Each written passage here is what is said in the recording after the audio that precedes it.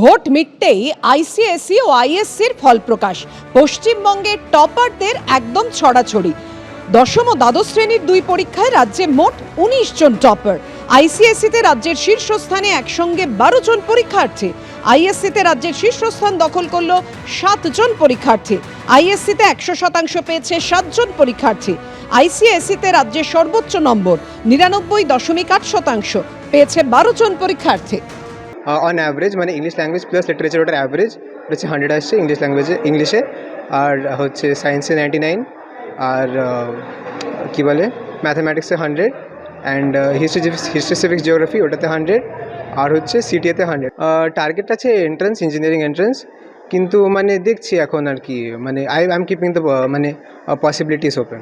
কোনো পরীক্ষার জন্য প্রিপারেশন নিচ্ছেন? হ্যাঁ, পরীক্ষা মানে হচ্ছে আইআইটি জেইর জন্য প্রিপারেশন নিচ্ছি। আইআইটি জেইতে যদি ভালো র্যাঙ্ক হয় তাহলে ডেফিনেটলি তো মানে একটা বাইরে যাওয়ার প্রসপেক্ট আছে। তো প্রি বোর্ডসের আগে পর্যন্ত মানে টিল ডিসেম্বর আমি হচ্ছে যেটা স্কুলে পড়াতো, তো সেটারই আমি মেবি লাইক 2 আওয়ার্স বাড়িতে গিয়ে সেলফ স্টাডি করতাম, তো ওটাতেই হয়ে যেত। ক্লাসে তো মানে এই চলে ফার্স্ট সেকেন্ড থার্ডের মধ্যেই হতে থাকে, সেরকম ফ্লাকচুয়েট করতে থাকে সেরকম। ক্লাস 10-এ বোধহয় হাফ ইয়ারলিতে আমি সেকেন্ড হয়েছিলাম। এই ভোট মেটার পর রাতেই উত্তপ্ত বেহালার পর্ণশ্রী। কি বলেছেন মুখ্য নির্বাচনী আধিকারিক মনোজ আগরওয়াল, দেখুন। কলকাতাতে বিশেষ করে একাধিক অশান্তির অভিযোগ আসছে, কমিশন এই নিয়ে কি পদক্ষেপ নিচ্ছে? কমিশন তো এটা তো সিপি পদক্ষেপ নেবেন কলকাতা সংক্রান্তে। সিপি টেক আপ করেছেন, ওনাকে পুলিশ অবজারভার টেক আপ করেছেন। He will take appropriate action, don't worry. এই মুহূর্তে যে খবরের দিকে নজর রাখবো, হাইকোর্টে ভোট গণনা নিয়ে করা মামলার শুনানিতে কমিশন এবং তৃণমূল দ্বৈরথ। সেখানে আপনাদের জানিয়ে রাখি যে সওয়াল জবাব অর্থাৎ শুনানিতে ঠিক কি উঠে এলো। আদালতে রাজনৈতিক ভাষণ দেবেন না, আপনার অসহায়তা ও হতাশা প্রকাশ পাচ্ছে। আইনজীবী কল্যাণ বন্দ্যোপাধ্যায়ের উদ্দেশ্যে মন্তব্য কমিশনের আইনজীবী। আপনি কি হাইকোর্টের বিচারপতি ছিলেন? কমিশনের আইনজীবীকে পাল্টা কল্যাণ বন্দ্যোপাধ্যায় প্রশ্ন করেন। গণনা কেন্দ্রে সুপারভাইজার হিসেবে শুধুমাত্র কেন্দ্রীয় সরকারি কর্মীদের নিয়োগ কমিশনের এই সিদ্ধান্তকে চ্যালেঞ্জ করেই মামলা করেন তৃণমূল সাংসদ কল্যাণ বন্দ্যোপাধ্যায়। হাইকোর্টে ভোট গণনা নিয়ে মামলার শুনানিতে একেবারে দ্বৈরথ কমিশন এবং তৃণমূলের মধ্যে। আদালতে রাজনৈতিক ভাষণ দেবেন না, আপনার অসহায়তা ও হতাশা প্রকাশ পাচ্ছে। আইনজীবী কল্যাণ বন্দ্যোপাধ্যায়কে উদ্দেশ্য করে মন্তব্য করেন কমিশনের আইনজীবী। পাল্টা কল্যাণ বন্দ্যোপাধ্যায় প্রশ্ন করেন, আপনি কি হাইকোর্টের বিচারপতি ছিলেন? গণনা কেন্দ্রে সুপারভাইজার হিসেবে শুধুমাত্র কেন্দ্রীয় সরকারি কর্মচারীদের নিয়োগ করে কমিশনের এই সিদ্ধান্তকে চ্যালেঞ্জ করেই মামলা তৃণমূল সাংসদ কল্যাণ বন্দ্যোপাধ্যায়।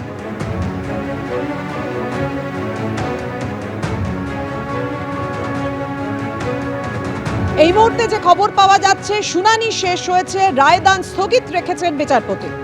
এবার যে খবরে নজর রাখবো, ভোট মিটতে না মিটতেই একেবারে জানিয়ে রাখি গড়িয়ার পঞ্চশায়রে তুমুল উত্তেজনার পরিস্থিতি তৈরি হয়েছে। যাদবপুর বিধানসভার অন্তর্গত এই এলাকার ১৫৩ নম্বর বুথের বিজেপি এজেন্টের অফিস ভাঙচুর করা হয়েছে।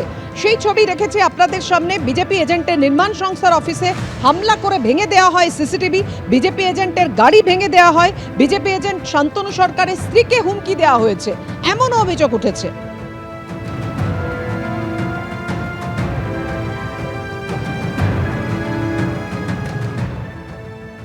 বুধবার দিনকে সন্ধ্যা 6টা নাগাদ যখন ভোট পর্ব শেষ হয় তার ঠিক পরেই পঞ্চশায়র এলাকাতে, যেখানে আমরা রয়েছি যাদবপুর বিধানসভায়, সেই বিধানসভা চত্বরে যিনি বিজেপি এজেন্ট ছিলেন ১৫৩ নম্বর বুথে, তার যে অফিস রয়েছে সেই অফিস প্রেমাইসিসে ব্যাপক ভাঙচুর করা হয়।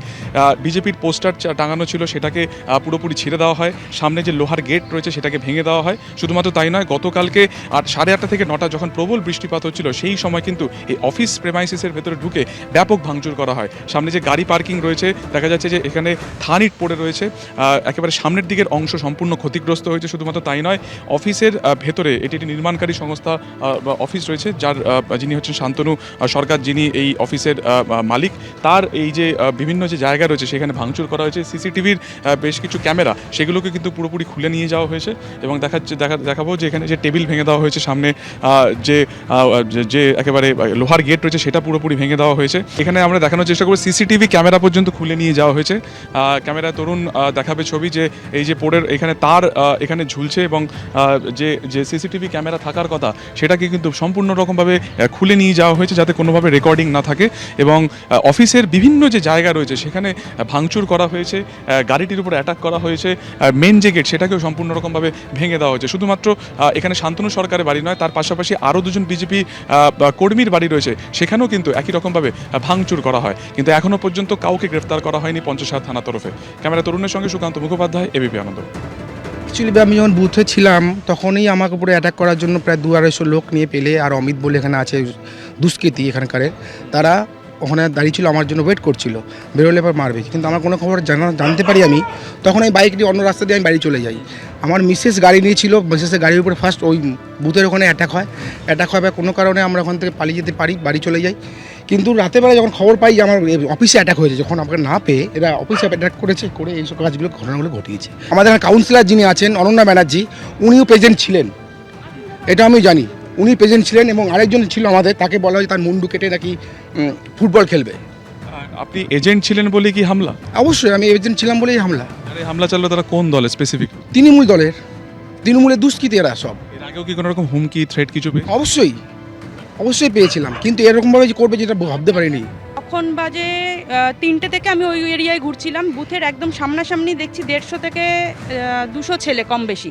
তো আমি গিয়ে বুথে যারা রয়েছে গার্ডে তাদের আমি বললাম যে এখনও তো নির্বাচন শেষ হয়নি, এত ছেলে সামনে, তো ওনারা ওখান থেকে সরিয়ে দেয়। ওরা ঠিক 50 মিটার দূরে গিয়ে দাঁড়ায়, ইভেন নন স্টপ আমার গাড়িকে ভালোভাবে ফলো করে, যেটা আমরা বুঝতে পারি অপোজিশনে রয়েছে বলে।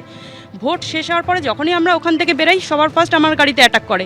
আমরা ওখান থেকে গাড়ি স্পিডে বেরিয়ে যাই, সেটা পুলিশ ছিল, সিআরপিএফ ছিল, সবার সামনেই এটা হয়। তারপরে বেরিয়ে আমার হাজব্যান্ড যেহেতু ভেতরে, ওকে আনতে আবার থানাতে ফোন করে, থানার সাহায্য নিয়ে ওকে ওখান থেকে আমরা বেরিয়ে বাড়িতে আসি, থানাই আমাদের বাড়িতে পাঠিয়ে দেওয়ার ব্যবস্থা করে।